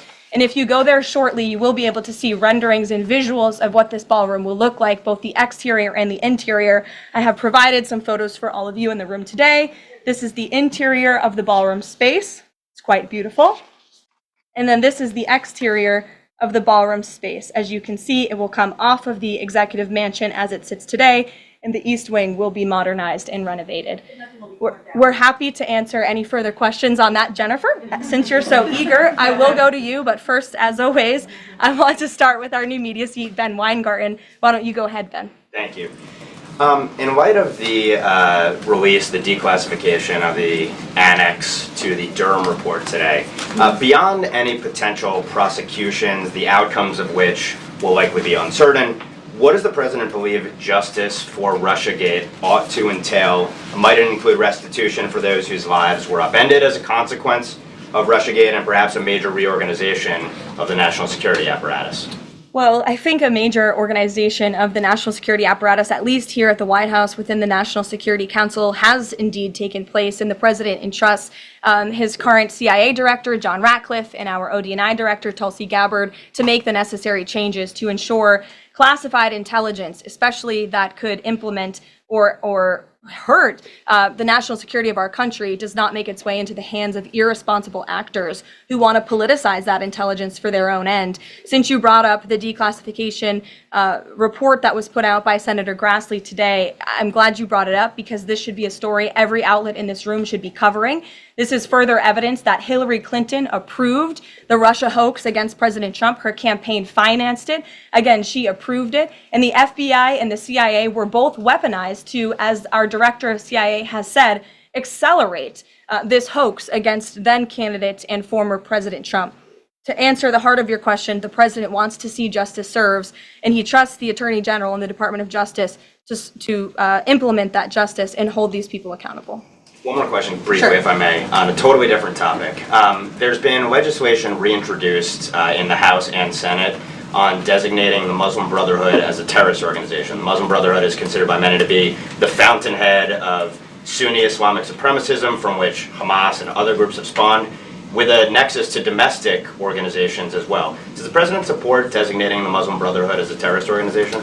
Frankly, I'm not sure, because I haven't talked to him, and I would never want to get ahead of the National Security Council on specific designations. It sounds like something this administration would support, but we can get a firm answer for you. How's that? Thank you. Thanks for being here. Jennifer, go ahead. Eager beaver today. How much of the East Wing will be torn down? The entire East Wing or just parts of it? So the East Wing is going to be modernized. The necessary construction will take place. And for those who are housed in the East Wing, including the Office of the First Lady, the White House Military Office, the White House Visitors Offices, those offices will be temporarily relocated while the East Wing is being modernized. And then on Israel-Gaza, there are some reports that negotiations with Hamas might not be continuing. Did you get any updates from Steve Witkoff on that? I did. Special Envoy Witkoff is actively talking with our counterparts in Israel about that, and he wants to give some grace to the president so he can fully brief the president on what he's learning on the ground in both Israel and Gaza. But the president put out a very strong statement on Truth Social this morning, which I'm sure you saw, and he said the quickest way to end this entire conflict, the humanitarian crisis that we've seen, and the crisis in Israel that of course started on October 7th when Hamas brutally kidnapped and raped innocent Israelis, that terrible terrorist attack, is for Hamas to surrender, to release all of the hostages, and to end this conflict. And that's what the president wants to see. He's made that very clear. But the special envoy will be in Gaza tomorrow, as I shared with you previously. Josh. Can you give us a little more clarity on the tariff timing? You said that the reciprocals will take effect tomorrow. Yes. Does that include the new auto rates, for instance, on Japan, Korea, the EU? Is this all coming effective tomorrow? So some of the countries you just mentioned, Japan, South Korea, they have bespoke trade deals that the president cut, which, just to backtrack for a second, Josh, we promised that the president would negotiate with countries all around the world to cut tailor-made trade deals depending on those countries' challenges, how badly they've ripped off the United States of America and our manufacturing industry and our workforce in the past. And he has done that. Of our 18 major trading partners, 2/3 of those trading partners have a deal. We've sent out 17 letters to countries around the world. And the rest of those countries that either do not have a deal 17th letter or have again. a letter, they will be hearing from this administration by the midnight deadline tonight. So yes, tomorrow, August 1st, the reciprocal rates will be going into effect. If more deals are cut between now and midnight, I will never count out the president. You've seen him do it before. He cut 3 deals in one day very recently. So we'll see what happens. I do know foreign leaders are ringing his phone, realizing this deadline is a real thing for them tomorrow, and they're bringing offers to the table. We were reporting that the president wants to meet David Solomon of Goldman Sachs today. Can you say what they'll discuss, if anything, in that meeting? I won't discuss the president's private meetings from this podium, and it hasn't taken place yet unless he gives me liberty to do so. Have you talked with the president about his position on the stock trading ban bill before Congress? He obviously had pretty loaded comments about Senator Hawley. There's some reporting that they've since spoken. What is his position on the current status of that bill? The president has spoken to Senator Hawley, who called him, and the president took that call. As the president said in the Roosevelt Room yesterday, conceptually, he of course supports the idea of ensuring that members of Congress and United States senators who are here for public service cannot enrich themselves. And the reason that this idea to put a ban on stock trading for members of Congress is even a thing is because of Nancy Pelosi. I mean, she is rightfully criticized because she makes, I think, $174,000 a year, yet she has a net worth of approximately $413 million. In 2024, Nancy Pelosi's stock portfolio, this was a fascinating statistic to me, grew 70% in 1 year in 2024, and her portfolio outperformed every single large hedge fund in that same year, and even more than doubled the returns of Warren Buffett's Berkshire Hathaway. So I think the president stands with the American people on this. He doesn't want to see people like Nancy Pelosi enriching themselves off of public service and ripping off their constituents in the process. As for the mechanics of the legislation and how it will move forward, the White House continues to be in discussions with our friends on Capitol Hill. Emily, in a new seat today. Thanks, Caroline. I wanted to ask about this report that the president wants to host a G20 meeting at Trump Durrell. How is he going to do that, considering all the preparations that have been going on in South Africa? And also, would that be seen as his businesses possibly profiting from hosting this kind of meeting? I would reject that premise entirely. We have announcements and details forthcoming on the G20, but my understanding is no firm announcement is ready to be made at this time. I did see the report, but we're not in a place to confirm it just yet. Michelle, just on the tariffs, what are the logistics for imposing those? Does the president have to sign an executive order tonight? What's the timing of that? Yes, and he will be signing an executive order at some point this afternoon or later this evening. And as always, we'll keep you posted when that happens, and it will be released from our office. And there's some of these countries that have they all had contact with U.S. officials, or are there some countries that are going to get letters that have had no opportunity to negotiate with the United States? Well, there's a lot of countries that I know have reached out. I believe they're more worried about the other countries, guys. These people are insane. You come to us, okay? Yeah, but it is true. I mean, that's a good observation because, I mean, just think about what the crazy lady that we played earlier, she's like completely thinking that we've like killed countries, that the press thinks exactly like her. You can see how that links up a little bit, right? It's starting to get a little annoying. Let's celebrate the wins of this country, okay? This is your country. I don't want to be entangled in governments anywhere. You try to call us isolationists because we want to do business with governments, but we don't want to entangle with governments. I want them to be their own countries, okay? Have their own sovereignty, not controlled by Rothschild controlled banks, guys. And that is what your president is undoing. Guys, this is huge. The thing is, what you're doing is like the way to properly organize the way that we think about it. The press is the parasite. Remember earlier, whenever I explained to you that the fifth column, they're the parasite that's living off of you. So, effectively, what they're doing is they're advocating for the parasites that are connected to you, U.S. aid, all of these different things, the people who perpetuate crime, the parasites. That's who the media advocate for. You will never catch them advocating for something that benefits you. Prove me wrong. They don't do it. That's right. All right, back to this awesome press secretary. Wow. Yeah, that's the struggle bus press.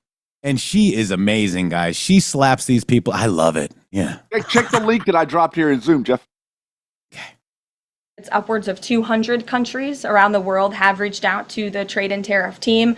Of course, as I said previously and the president said, we're going to prioritize our key trading partners, which we have done. Like I said, of the 18, 2/3 of those we have cut these tailor-made deals with. But I do know that the trade team has been working around the clock to try to be in correspondence with as many countries as possible. But if they haven't heard from us yet, they will in the form of a letter or an executive order by midnight tonight.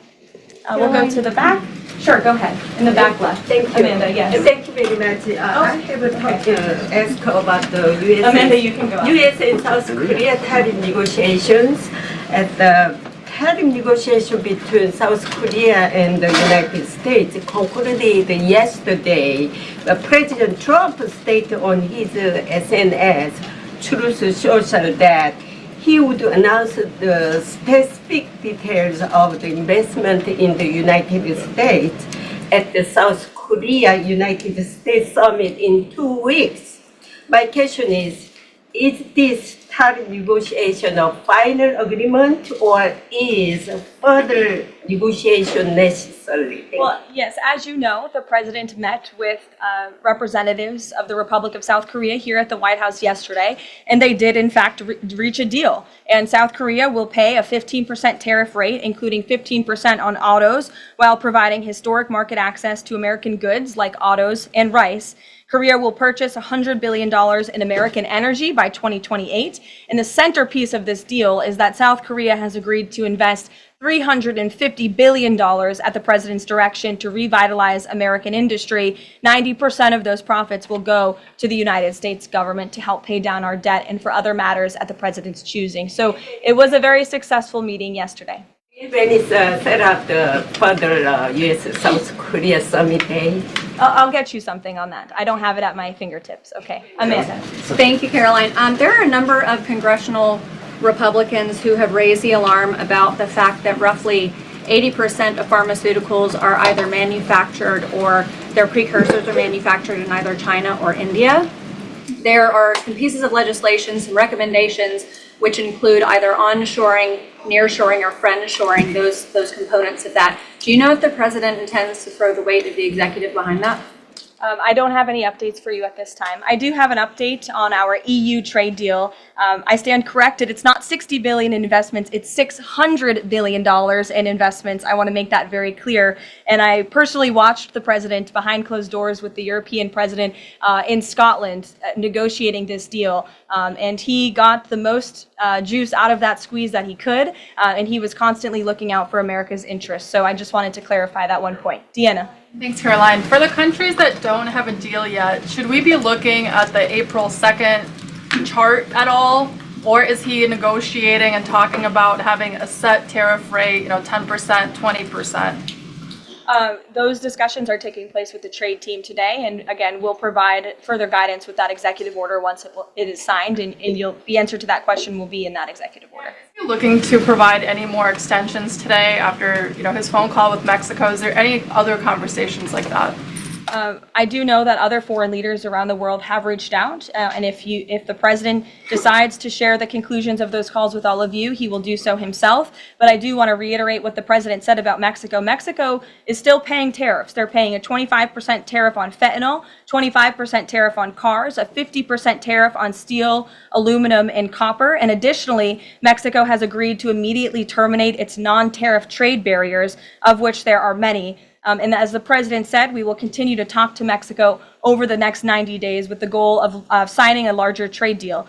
The key to this, again, is Mexico has agreed to terminate those non-tariff barriers and to continue to work with us in good faith. Mexico is a very unique situation of all the other countries around the world because, of course, we share our southern border with Mexico, which we've seen an increase in cooperation between Mexico's President Claudia Sheinbaum and our administration on clamping down on drug trafficking and human trafficking at the southern border. We appreciate those efforts and will continue to work in good faith and to continue to have these trade discussions as well. Joey. Yeah, thanks, Caroline. Just clarifying on a previous question.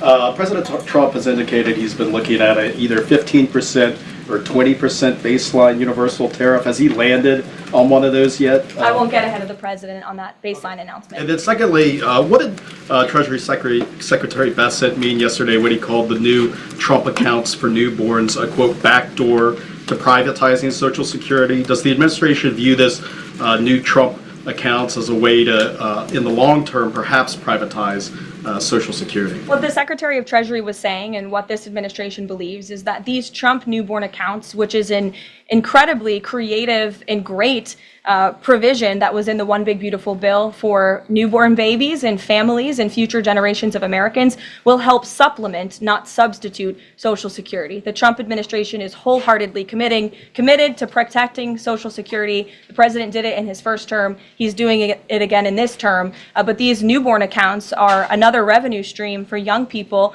to watch their money grow throughout their lives and to one day be able to access those funds so they can hopefully build a home and live the American dream. Jake. Just one follow-up on tariffs and then one not. Is the president at all considering extending the August 12th China deadline at all? Is that in consideration? So look, on China, you heard from the president on Air Force One when we were returning from Scotland. You've heard from the Treasury Secretary as well, Ambassador Jameson Greer. They just spent 2 days in Geneva for their third round of talks with China. And the current policy, the current trade program that we have going with China right now, as it stands, will decrease our deficit by $5 billion this year. So we are moving in the right direction when it comes to China. And Secretary Besson and Ambassador Greer continue to be in direct communication with our Chinese counterparts. Is it an extension on the table potentially from the August 12th deadline as it stands? I don't think so, but I'll let the Secretary of Treasury speak on that because he's leading these negotiations. Reagan, go ahead. Thanks, Karoline. There's growing frustration that more of Trump's nominees haven't been confirmed. Why does the president think Senate Republicans are so behind, and has he had any further conversations with Leader Thune about it? The president has had many conversations with his friends in the United States Senate about advancing his nominees, his judicial nominees through this process. It is critical that we get these good attorneys in these positions so that we can end the weaponization of justice, so we can have true law and order in our country. It's unfortunate the Democrats are playing political games, but the president has made it clear to Senate Republicans they need to do everything in their power to advance the president's nominees as well. Kelly, go ahead. Karoline, thank you. 2 questions real quickly. Sure. Nigeria. Congressman Chris Smith, Republican from New Jersey, is calling upon the President of the United States to do something in terms of imposing perhaps sanctions on Nigeria for the persecution of Christians living in the northern part of Nigeria by radical Islamic groups. Has he contacted the President yet? And do you know if there's any action that the President will take? I'm not tracking a call between the president and the head of Nigeria. I know the president wholeheartedly condemns the persecution of Christians or, frankly, of people of any faith all over the world, but I don't have any updates for you in terms of sanctions in this part of the world. The second question, Caroline, deals with immigration here in America. As you know, a lot of deportation has been going on. ICE has been going after violent criminals that are here illegally, and rightly so. In the midst of that, there are some evangelical pastors who are stating that it may have gone to a point of being indiscriminate and actually getting innocent people, like members of the clergy. Has the president and has ICE looked at that to see how they can actually go after those violent criminals, but also make sure that members of the clergy are still not being deported? Well, look, the administration has always maintained the position that anyone who illegally crosses our nation's borders is subject to deportation. That's just the law of the land, and we must be a nation that enforces our laws. But the priority from ICE, of course, is to deport, detain, arrest, and remove violent illegal aliens and criminals from our country. And they have been doing that at the rate of thousands of illegal violent criminals every single week, especially in Democrat-run sanctuary cities where these illegal violent criminals have been given a safe haven and have essentially been immune from our nation's laws under the previous administration. That's not happening anymore because of this president and Secretary Noem in the Department of Homeland Security. And we are going to be a nation of laws. And as we've said repeatedly, if you came here illegally, you are subject to deportation. But the priority are those public safety threats that we must remove from our communities. Thank you so much, Caroline. Two questions. So what Hamas hardens its position and Israel provides aid? Do you have any new information on the hostages that need aid too? And second question, we heard President Trump criticize President Macron and Prime Minister Starmer for their statement about recognizing a Palestinian state. What is the president's position on recognizing a Palestinian state, and will he recognize Israeli sovereignty in Judea and Samaria? I can answer both of those questions for you. On the second question about a Palestinian state, the president expressed his displeasure and his disagreement with the leaders of France, the United Kingdom, and Canada. He feels as though that's rewarding Hamas at a time where Hamas is the true impediment to a ceasefire and to the release of all of the hostages. So to your first question, the president wants to see all of the hostages released. This is common sense, guys. Okay? This is common sense. You can't deal with somebody when it's Hamas. It's Hamas, guys, okay? Until Hamas is eradicated out of Palestine and the hostages are released, it's common sense. It impedes the negotiations, Shady. Absolutely. Jeez. These people are stupid. That is true. He cares deeply about this. He has met with many of the former hostages, many of the families of those who have loved ones who are still being held hostage in Gaza. I have met with them too. It is absolutely devastating what these poor people have been through, and the president is always thinking about them, and that's why he's designated his special envoy, Steve Witkoff, who's doing a tremendous job to release the hostages and to end this conflict. But the president has always said the last remaining hostages, now there are 20 living hostages in Gaza, will always be the hardest because Hamas is unfortunately using these innocent people as bargaining chips. But nevertheless, we are committed to seeing this come to an end.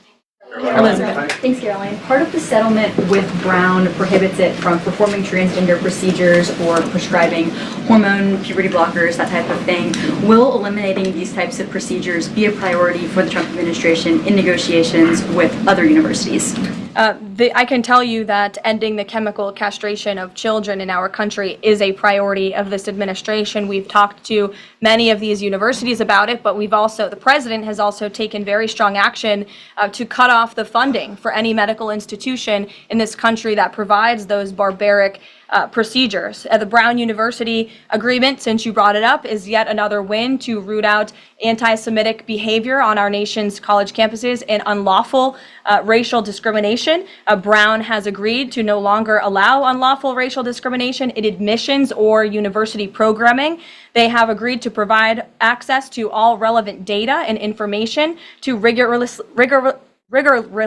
rigorously assess compliance with its commitment to merit-based admissions, and they will pay $50 million over 10 years to state workforce development organizations that comply with anti-discrimination laws, supporting regional economic growth and career opportunities. Brown will also adopt the definitions of male and female from President Trump's executive order, defending women and gender ideology extremism for women's sports, programming, facilities, and housing.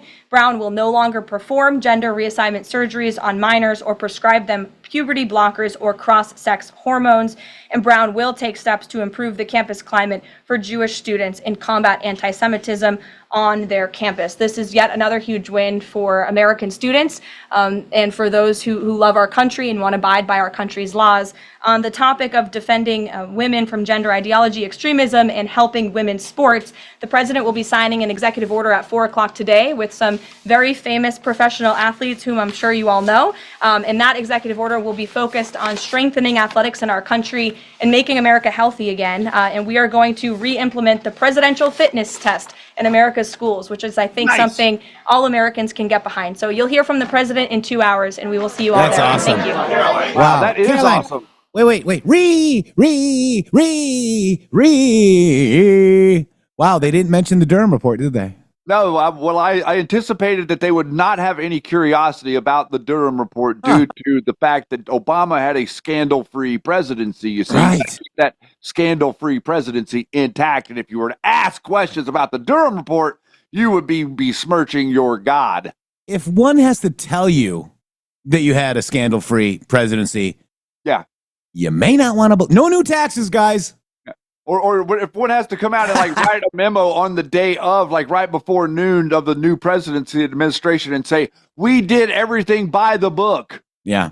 There might be something they weren't doing by the book. Real quick, let me grab this one, Shady Grove. It's not a lot. It's $11. Hey, but this segment is brought to you by Pickaxe, the free speech social media platform that's not run by bots, big tech, or the censorship industrial complex.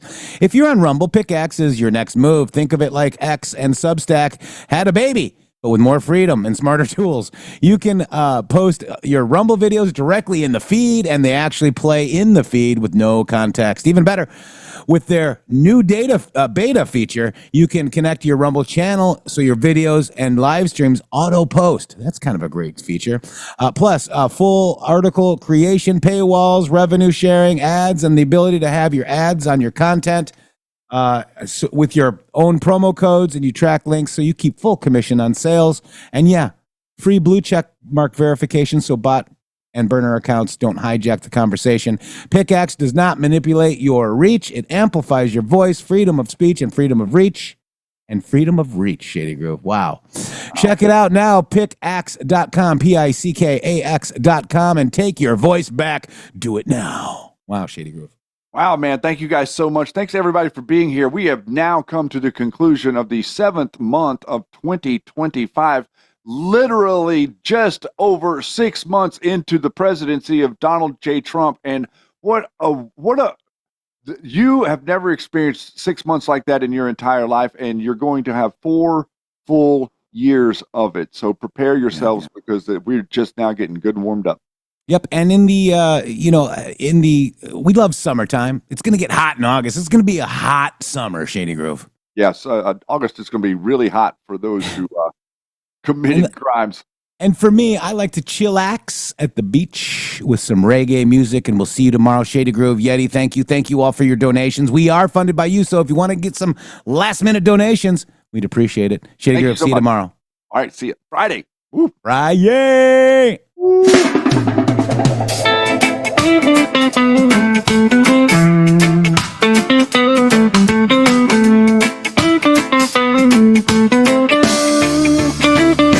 Truth is learned, never told.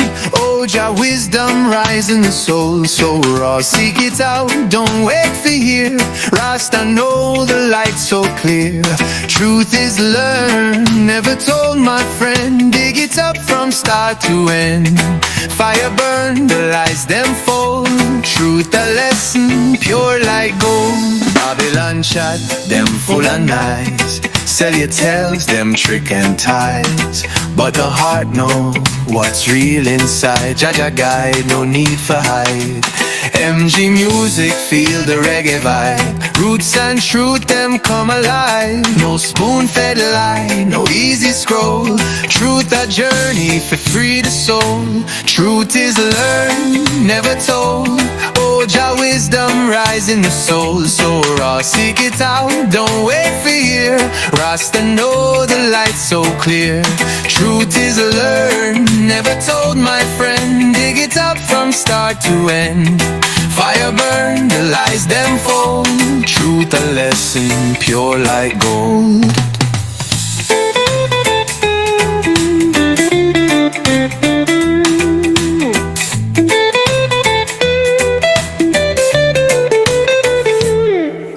I will search the way, night and night and day to day. No man can give what Jah reveal. Feel the truth in every heel. MG music, feel the reggae vibe. Bassline drop, the spirit thrive. Knowledge bloom in due divine. Truth arise for one and all time. Truth is learned, never told. Oh, Jah wisdom rise in the soul. So raw, seek it out, don't wait for here. Rasta know the light so clear. Truth is learned, never told, my friend. Dig it up from start to end. Fire burn, the lies them fold. Truth a lesson, pure like gold. So lift it up, the conscience mind. Leave the shadows far behind. MG music, feel the reggae vibe. The great awakening, truth reside. MG music, Jah.